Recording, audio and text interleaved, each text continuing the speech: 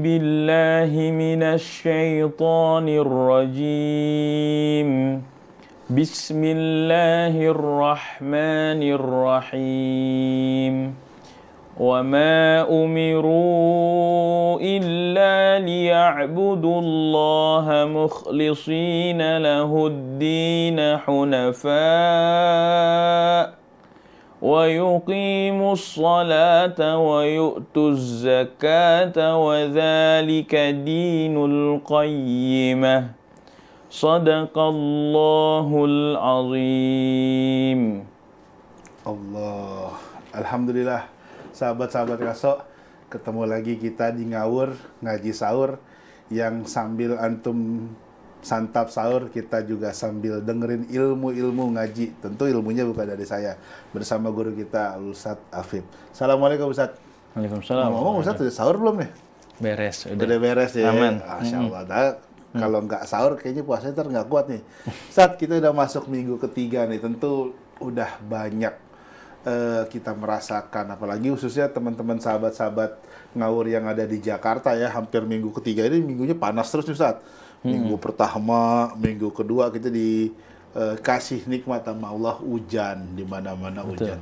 Tapi ya alhamdulillah Ramadan kali ini dikasih hujan, dikasih panas, tentu nggak bikin semangat kita kendor nih. Betul. Mudah-mudahan dengan adanya cuaca yang hujan panas, lebih menambah kita juga jadi semangat gitu Ustaz. Amin ya Rabb. Masya Allah. Ustaz, tema kita kali ini adalah kita mengenali ibadah kita ini untuk siapa sih. Kadang-kadang kan kita juga, mohon maaf ya sahabat-sahabat Ngaso, ikut-ikutan. Kayak dia tuh gitu. Bahkan mungkin ngikut, niru, tapi nggak tahu. Yang ditiru itu cuma sekedar, apa ya, kalau dibilang sekarang plagiat lah, atau cuma sekedar latah. Itulah. Makanya dalam tema kali ini yuk kita juga tanya, bukan tanya ke orang lain, tanya diri kita sendiri. Ibadah kita ini untuk siapa? Saat pertanyaan pertama Anda sebenarnya tentang puasa dulu nih Ustaz. Karena ini kan masih bulan puasa. Berbuka puasa itu sebenarnya memutuskan dahaga aja atau ada nilai lain? Gimana Ustaz?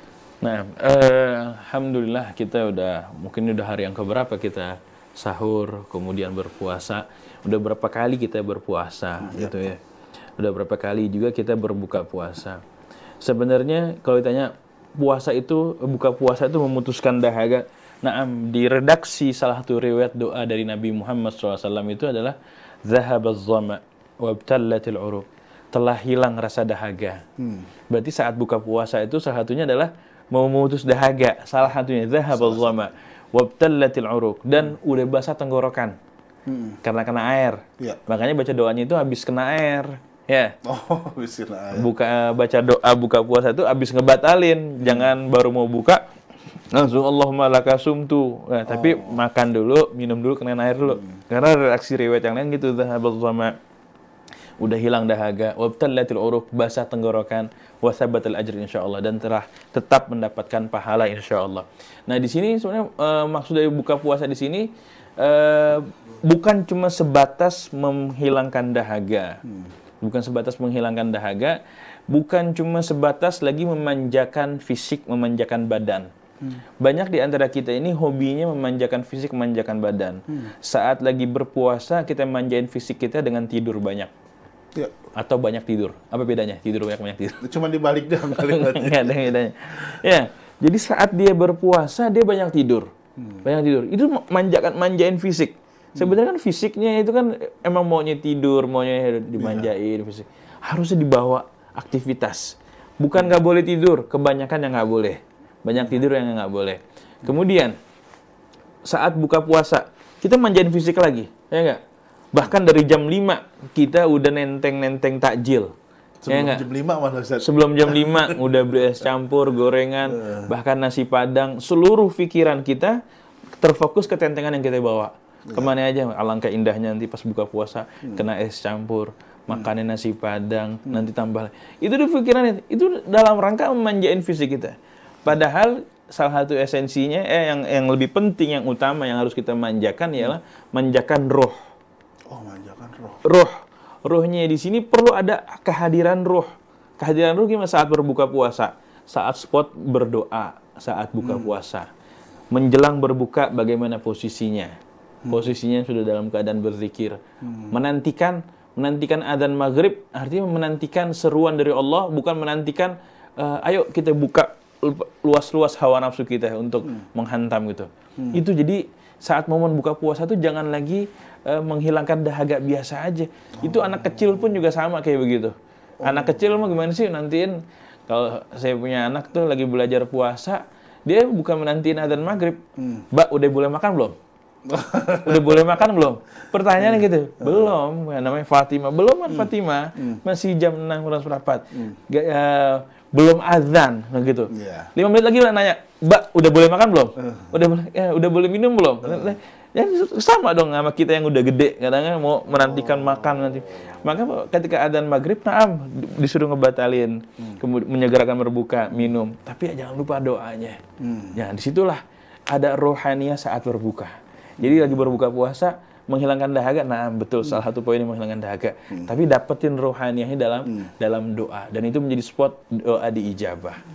Gitu Bang Bintang. Masya Allah. Jadi buat antum-antum, itu tadi sedikit ada sisipan pelajaran yang Ustadz bilang, ibadah ini juga kita harus naik kelas. Jadi mungkin kalau tadi anak kecil memandang ibadah ini adalah udah boleh buka belum, karena mereka taunya adalah udah boleh makan belum gitu.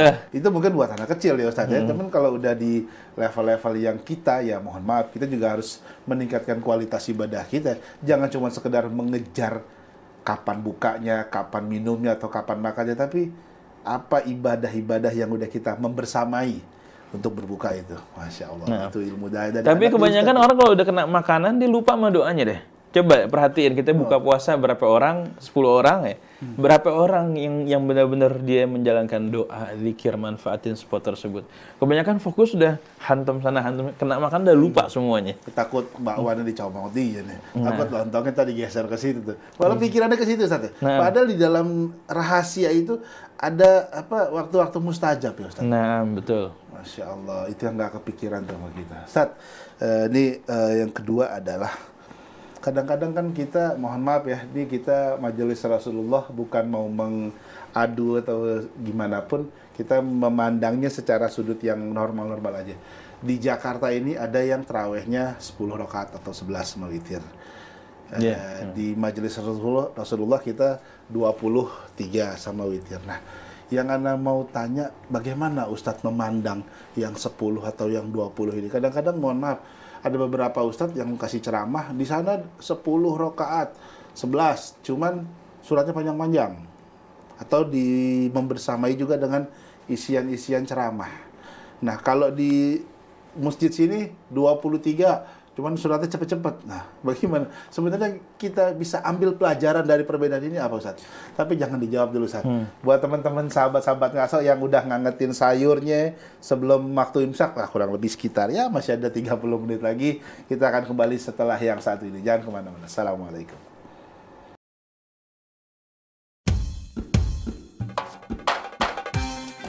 Kapan lagi deh Ustaz ya? Iya. Bungkus saya. Waalaikumsalam warahmatullah. Anda mau nanya, boleh?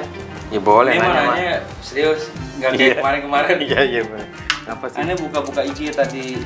Nah, di IG-nya Majelis Rasulullah, ini ada postingan ini nih. Daftarkan nama almarhum keluarga Anda untuk dibaca bersama Ahlul Badr. Oh, yang buat program besok ya Nuzul Quran ya.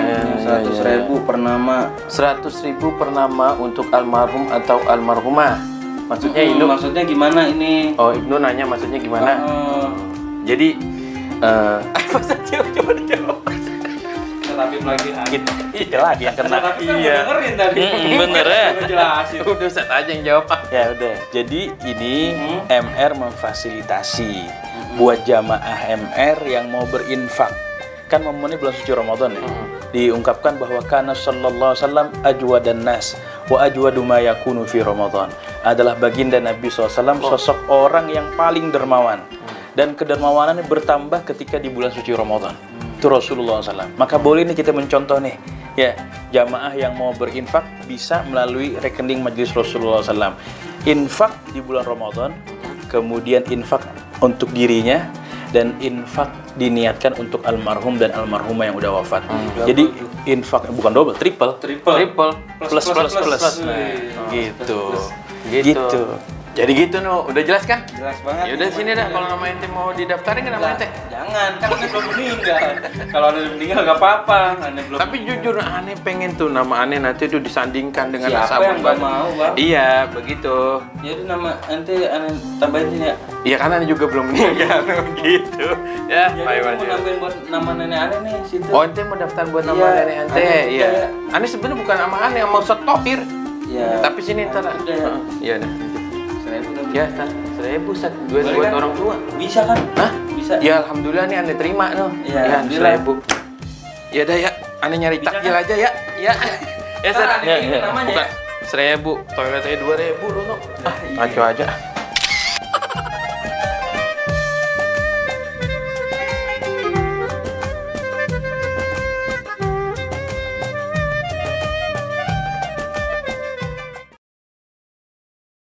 Assalamualaikum sahabat-sahabat ngasok, Masya Allah. Antum kalau yang sahurnya buat besok kira-kira musim hujan sahurnya pakai sayur. Kira-kira besok musim panas sahurnya yang jangan kenyang-kenyang gitu. Nggak bercanda-bercanda. Kalau sahur selera masing-masing ya Ustaz. Nggak ada larangan. Ustaz, kita tadi udah ngebahas tentang di masjid ini sholatnya 10 rakaat atau 11. Di masjid sana 20 sama witir jadi 23. Sebenarnya bagaimana Ustaz memandang dua yang ini Ustaz? Nah, yang pertama kita apresiasi mereka yang melaksanakan ibadah. Iya. Ya, berapapun itu, dia 20 rakaat, kemudian ada yang 8 rakaat, nanti plus witirnya 3 rakaat. Tapi kalau itu nanti kembali lagi kepada kita belajar, ya, mempelajari. Jangan pernah berhenti untuk belajar, menggali sejarah, belajar dari orang-orang yang memiliki sanad ketersambungan pada Rasulullah SAW. Ya, ini dari siapa? Dari guru. Guru siapa? Gurunya lagi ketemu gurunya. Bisa menjelaskan rantai sanad tersebut. Iya, berarti bukan ranah kita untuk menyalahkan atau membenarkan ya Ustaz ya? Ya, kira-kira begitulah. Kira-kira begitu. Nah, jadi kalau yang tadi Bang Bintang nanyain mana gimana? Sebenarnya esensi yang paling utama di sini ialah bukan tentang gerakan sholatnya. Ya. Nah, gerakan sholat penting, itu fikih, ya. Fikih itu ada gerakan sholat seperti apa, tumak ninahnya juga, ya tumak ninahnya. Tapi Al-Imam Ibn Atha'illah Sakandari punya hikmah mengatakan al-a'mal suwarun qa'imah wa arwahuha wujudu sirrul ikhlas. Bahwa amal perbuatan yang kita perbuat itu seperti kerangka. Kerangka gimana sih? Kerangka mati gitu. Wa arwahuha wujudu sirrul ikhlas. Dan untuk hidupnya dibutuhkan ruh. Ruhnya rangka tersebut ialah sirrul ikhlas, adanya keikhlasan diri. Adanya keikhlasan diri, ya. Adanya keikhlasan diri. Maka jangan sampai nanti praktek ibadah sholat tarawih kita hanya cuman menjadi gerakan aja. Gerakan dalam sholat aja, gerakan. Ada nggak sirrul ikhlasnya? Biar timbul kehadiran ruh, ada ruhnya. Hidup, rangka plus ruh menjadi makhluk hidup, ya. Kalau ruh tanpa rangka udah pisah ya. Udah pisah. Kalau misalnya cuman jasad doang tanpa ada ruh, nggak hidup juga kan? Ya, nggak hidup juga itu ada. Ya, maka keduanya penting. Keduanya penting. Maka dalam praktek yang tadi ditanyain 20 atau 8, kita yang kita pelajarin dari guru-guru semuanya itu mengambil 20. Kenapa? Karena ya Rasulullah SAW di malam pertama keluar, kedua keluar, ketiga keluar, habis itu nggak keluar lagi dan tidak diketahui saat itu berapa rakaat Rasulullah salatnya. Baru di zaman Sayyidina Umar keluar lagi, di zaman Sayyidina Umar setelah Rasulullah wafat, Abu Bakar wafat, Umar bin Khattab melihat sahabat berkelompok-kelompok salat lalu disatukan salat dalam 20 rakaat. Dalam 20 rakaat. Dan beliau mengatakan ni'matu bid'atu hadhi. Paling nikmatnya bid'ah ini dia. Maka dari situlah madhab itu kebanyakan pada umumnya 20 rakaat. Meskipun nanti ada yang berkesimpulan hadisnya sahih yang 11 rakaat. Itu di Ramadan dan di luar Ramadan. Rasulullah tidak pernah lebih dari 11 rakaat. Maksudnya kita paham ini itu adalah witirnya Rasulullah SAW. Nah, witirnya Rasulullah SAW. Ala kulli hal, kita udah nggak mau memperlebar itu. Tapi balik lagi sih ke mana? Agar amal ibadah kita jangan menjadi sebuah gerakan aja. Oh iya. Agar jangan kan kita apa ya? hatinya itu kalau cuma sekedar tadi Ustadz bilang, di masjid sini 11 sama witir, di masjid situ 23 gitu, kayak 21.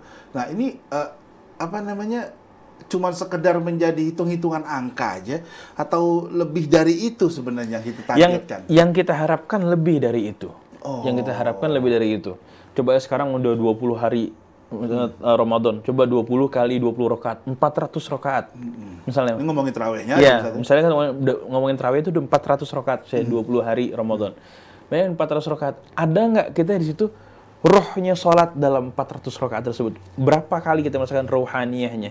Kita taruh rohnya itu sebuah kekhusyuan, kenikmatan dalam beribadah. Ya, kenikmatan dalam beribadah apa? Ya kekhusyuan. Minimalnya sadar apa yang dia baca, sadar apa yang dia lakukan. Berlatih sholat sampai 400 rakaat, masa nggak ada satupun yang nyantol gitu. Maka harus nih jadi pelajaran buat kita semua. Dalam setiap praktek amal ibadah yang kita kerjakan, harus hadirkan ada rohnya amal. Rohnya amal. Orang baca Quran banyak, ya baca Quran, tapi gimana dia untuk menghadirkan rohaniyahnya dalam membaca Al-Quran gitu. Gitu ya, salah satunya adalah kekhusyuan yang itu diawali dengan karena ketulusannya orang dalam beribadah. Di sini kalau tadi yang kita baca apa? Liya'budullaha mukhlisin, beribadah pada mukhlisin, tulus semata-mata karena Allah. Bayangin kita mau mempersembahkan sesuatu amalan yang diperintah oleh Zat yang telah modalin kita semuanya. Zat yang telah memberikan fasilitas kepada kita semuanya. Fasilitas hidup, nafas, oksigen, tempat tinggal, makan, minum, dikasih semua. Zat yang maha baik. Allah. Ya, Zat yang maha baik. Kemudian Zat yang maha baik memerintahkan kita untuk sholat. Masa kita ngerjainnya asal-asalan? Padahal dia Allah Subhanahu wa taala udah maha baik kepada kita. Pasti kita kasih yang terbaik deh. Dia orangnya baik banget. Kalau kita sama manusia aja gitu kan, kasih yang terbaik deh. Dia udah care banget. Dia donatur kita. Udah ya. Apa pasti kita bakal ngasih yang terbaik. Apalagi ini kita berinteraksi sama. Makanya di sini harus timbulin semangat sirrul ikhlas, rahasia keikhlasan. Nah, saat ini Ustaz udah ngomong duluan ini ikhlas nih. Anda punya pertanyaan Ustaz. Bagaimana pandangan Ustaz tentang orang yang beribadah tapi nggak ikhlas? Tadi kan Ustaz bilang kalau kita hitung-hitung nih, kita udah puasa masuk minggu ketiga, udah 400 rakaat kita kita sujud lah kita. 400 rakaat kita sujud. Ada orang yang memandangnya cuma sekedar ini gerakan rutinitasnya aja. Gitu kan, ada sholat fardunya, ada sholat rawatibnya, ada sholat qobliyah ba'diyahnya disambung dengan sholat rawihnya, tapi nggak ikhlas. Itu bagaimana memandangnya? Waduh. Kalau sampai benar-benar dirinya mengikrarkan dirinya nggak ikhlas, wah itu dia menjadi orang rugi dong. Rugi banget tuh 400 rakaat dia nggak ikhlas. Benar-benar nggak, aneh bukan karena Allah. Kalau udah sampai mengikrarkan kayak seperti itu. Tapi kalau misalnya ada orang beribadah karena modus ini, ya dilanjutin, mudah-mudahan nanti suatu saat dapat hidayah keikhlasan. Kayak diungkapkan ada salah seorang tabi'in nggak salah. Talabtul ilma li ghairillah. Aku mencari ilmu bukan karena Allah SWT. Cari ilmu supaya dapat nanti pekerjaan, dapat gaji, dapat kehidupan yang mapan gitu ya. Fa'abal ilmu illa an yakuna lillah. Maka aku dapetin ilmu nggak mau menghampiri aku. Terkecuali kalau dia mencarinya karena Allah Subhanahu wa taala. Jadi kan itu eksperimen kehidupan kan? Eksperimen kehidupan. Mungkin ada orang yang bereksperimen, dia beribadah modusnya karena fulan-fulan. Nanti suatu saat dia bakal mendapati, ya Allah, ternyata yang selama ini gue perjuangin, niat ini, gue ternyata gue dapetin kayak begini, diperlakuinnya salah nih gue dalam praktek ibadah. Jadi eksperimen perjalanan hidup gitu. Jangan buru-buru menjudge, ya, lo sholatnya bukan karena Allah, ya lo mah jangan pengen dilihat orang gitu ya. Ya ada orang kita disuruh berhusnuzon, prasangka baik dengan mereka yang berpenampilan buruk. Masa kita nggak bisa berhusnuzon dengan mereka yang berpenampilan baik? Dia mah pakai peci, pakai sarung tuh modus tuh kayak gitu. Kita aja disuruh berprasangka baik dengan mereka yang berpakaian buruk. Masa orang yang berpenampilan baik kita suuzonin lagi? Gitu. Jadi ya, jadi eksperimen perjalanan hidup kali ya kalau ada orang yang beribadah bukan karena Allah, nggak ikhlas. Nanti dia bakalan kebentur suatu saat dan akhirnya menjadi titik balik dia untuk beribadah ikhlas. Masya Allah. Gitu. Sahabat-sahabat ngawur yang lagi santap sahur atau yang lagi udah selesai makannya nih, jangan kemana-mana. Kita masih ada segmen terakhir tentunya masih ada ilmu-ilmu yang akan kita kupas. Jangan kemana-mana setelah yang satu ini. Assalamualaikum.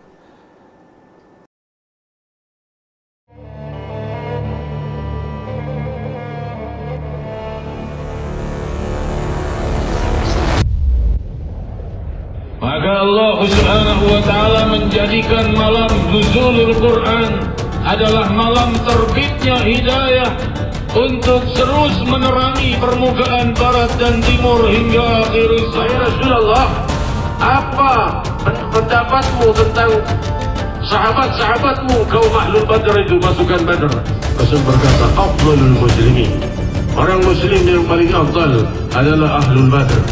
Paling afdal dari, lebih afdal dari semua salihin, lebih afdal dari semua awliya wal mukarrabin, dari para siddiqin dan semua syuhada.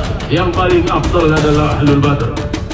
Mas'ud bin al-Khazraji radhiyallahu anhu, Mas'ud bin Rabi'ah, Mas'ud bin Sa'ad, Mas'ud bin Sa'ad bin al-Khazraji, Mus'ab bin Umair al-Abdari, wal imamuhum Ahlul Badr ajma'in, Sayyidina Muhammad Rasulullah.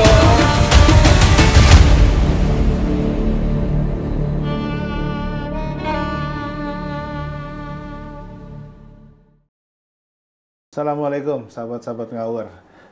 Saya mau ngulang sedikit nih, bedanya ngaji sore sama ngawur adalah kalau ngawur khusus bulan Ramadan ya Ustaz. Nanti setelah bulan Ramadan ya Masya Allah kita akan ketemu lagi di setiap Rabu hari sore ini Ustaz. Jadi itulah pembedanya. Jadi buat antum-antum yang lagi makan sahur nggak usah buru-buru. Setelah Ramadan kita akan jumpa lagi, tentunya bukan di sahurnya lagi tapi di sorenya. Kita masih bisa ngaji bareng guru kita. Ustaz, ini ada pertanyaan dua nih, Ustaz. Sekalian aja di dua deh. Ustaz, bagaimana pandangan Ustaz tentang orang yang beribadah tapi hatinya nggak hadir? Itu yang pertama. Terus yang kedua, kalau kita bicara bulan Ramadan ini kan adalah bulan turunnya Al-Quran. Sebenarnya kalau bicara berkualitas atau nggak kualitas kan Allah yang punya hitung-hitungannya Ustaz. Tapi kalau pandangan Ustaz, kita banyak-banyakan baca berjus-jus atau satu jus tapi bacanya dengan khusyuk gitu, Ustaz. Masya Allah. Ya. Silakan dijawab sekali dua, Ustaz. Kuantitas penting. Kuantitas penting. Tapi kualitas lebih utama.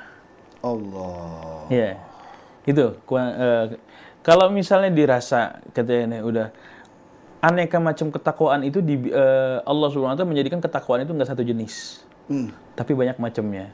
Ente nggak harus baca Quran sebagai melambangkan menjalankan ketakwaan pada Allah SWT. Berbagi makanan takjil juga ketakwaan. Jadi gini, misalnya kalau emang ente udah di fase yang jangan sampai akhirnya ngejar target gitu, ngejar target sampai seolah-olah itu nanti takutnya pas lebaran ditanyain hatam berapa kali. Iya, biasanya bukan pasti ditanya kayak gitu ya? Umum gitu. Iya, hatam berapa kali gitu. Nah, itu hati-hati kayak gitu. Hati-hati. Kalau bisa, udahlah kita nggak usah nanyain itu.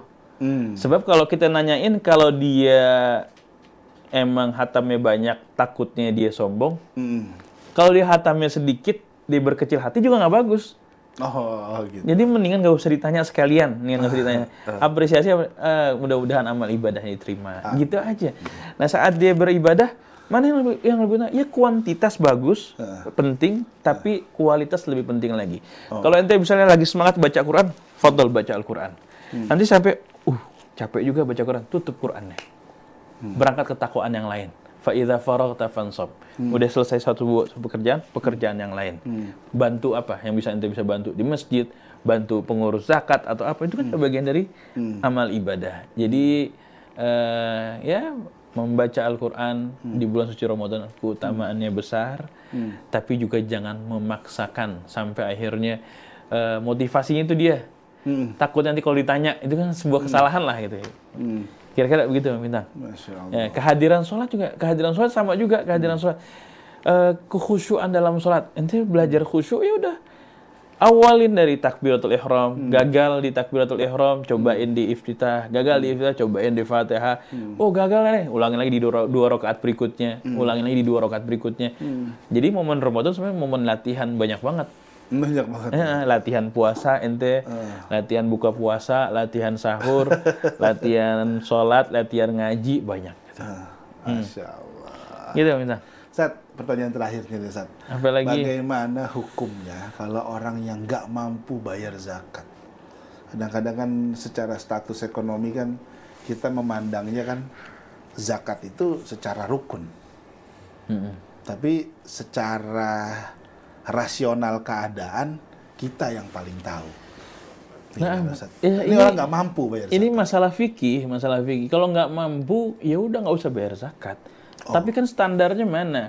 Zakat fitrah itu dikeluarin kalau seseorang memiliki bekal makanan di malam hari raya Id, malam takbiran, dan di hari siangnya Id lebih, maka dia wajib bayar zakat. Kalau dia nggak punya kelebihan untuk hal itu, maka nggak wajib dia bayar zakat. Kalau dia misalnya aneh duit ada parah banget, tapi handphonenya 2. Jual handphonenya, bayar zakat. Zakat fitrah berapa duit sih? Bukan berapa liter sih? Beli beras liter gitu doang.